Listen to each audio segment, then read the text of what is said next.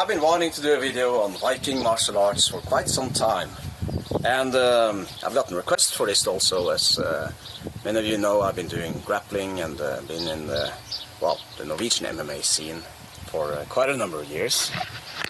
And before I do that, I have a request. It's more of an ask, really, because it seems like my time as a YouTuber might be coming to an end. I'm not sure. At least I have to move to another platform if I want to make the videos I want to make, and if I want to say the things I want to say, which I don't think are controversial at all. So to make this short before I get on to the martial arts part, there's been quite a number of people written to me, of my subscribers following this channel and supporters. Thank you. I'm so happy to have you supporting me. But you've been unsubscribed many times, even if you're resubscribing. And the notifications are not coming up, and I'm seeing it on the statistics. Man, it's... I'm not... well, something has happened, definitely. And it's not good. So I've followed now the advice of creating a Viking Stories channel on a different platform. The link is below, and I very much appreciate it if you press the link and subscribe there, so I can well, maybe I can make videos here and expand the videos on this other channel. Yeah, please check it out. Maybe it'll work. And also I have some videos on Patreon also, of course, so that has worked, so I'll continue doing that, of course. Do you know about GLIMA? I have two Viking martial arts, and I call it Viking martial arts because they were and are so violent. And the first one is GLIMA. It's like, sort of like the Scottish backhold, if you know about that. I'll put up some photos here and links so you can see. And I was on Iceland many years ago, and I saw the GLIMA Federation, and nobody else was talking about GLIMA then at that time, and it looked kind of, well, it was really cool. But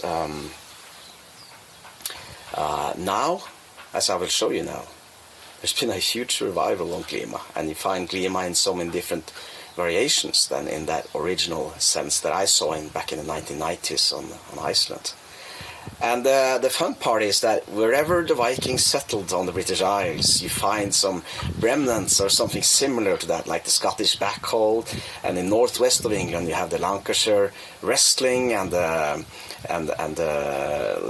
what's it called, Westmoreland and Cumberland wrestling. It's very similar. And even in Ireland, you have the Baroque, it's called. Which we have sources on the same time as the Vikings arrived. We know this was a very popular sport, or martial art, if you may call it that. And it was important for Vikings to know how to wrestle, and like in all warrior cultures, I've been traveling to many warrior cultures around, martial arts is so important, and it was like that to the Vikings also. You have to know how to act in battle, and martial arts and wrestling, of course, is very important in battle. But also another game, which I call a martial art here, because if you read about it in Norse sagas, it's very violent. But you gotta know how to handle a stick, because that might be a sword, that might be a knife, that might be a spear, or an axe, or it might be a game. Like KNATTLEIKR was called on Iceland. And here's the kicker, so to say. I don't think KNATTLEIKR came from Norway or from the Vikings in Scandinavia, because we know a lot of the Vikings settled on Iceland and Greenland, and I'm coming to America now very soon. And a lot of the Vikings sat there. They brought a lot of people from the British Isles with them, and the KNATTLEIKR, man, that's just too similar to hurling. You have a ball, you have a stick, and you have some rules or semi-rules, and you could play it in many different ways, and also on ice. And hurling, as you may know, is is really, really old in Ireland.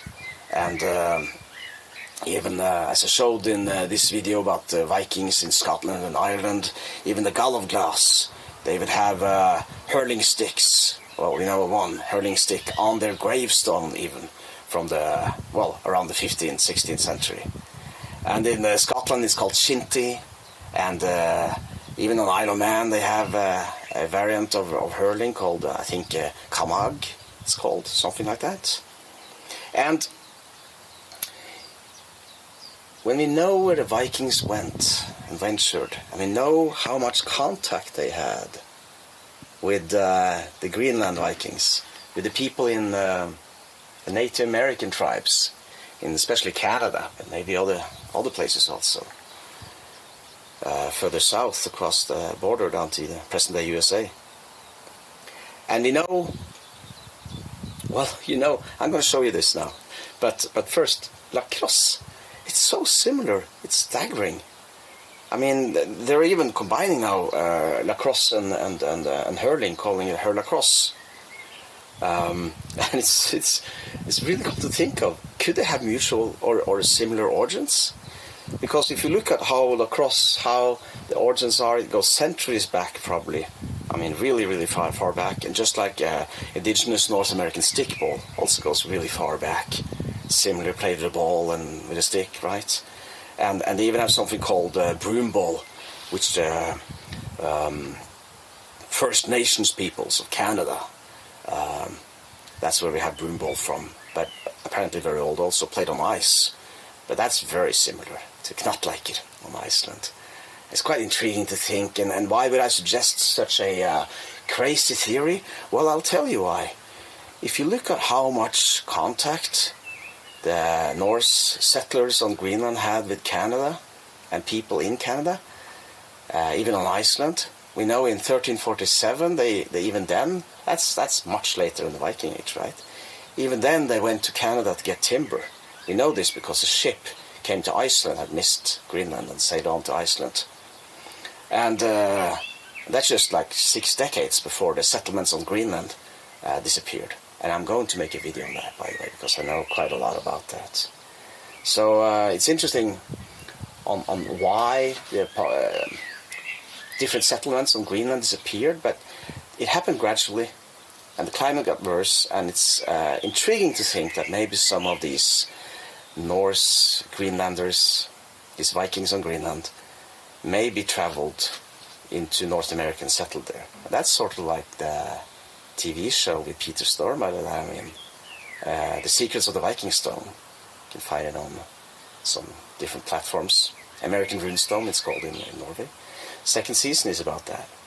But even on Iceland, we know that at least one woman, Native American woman, traveled to Iceland along with these Viking ships and have descendants that live even today.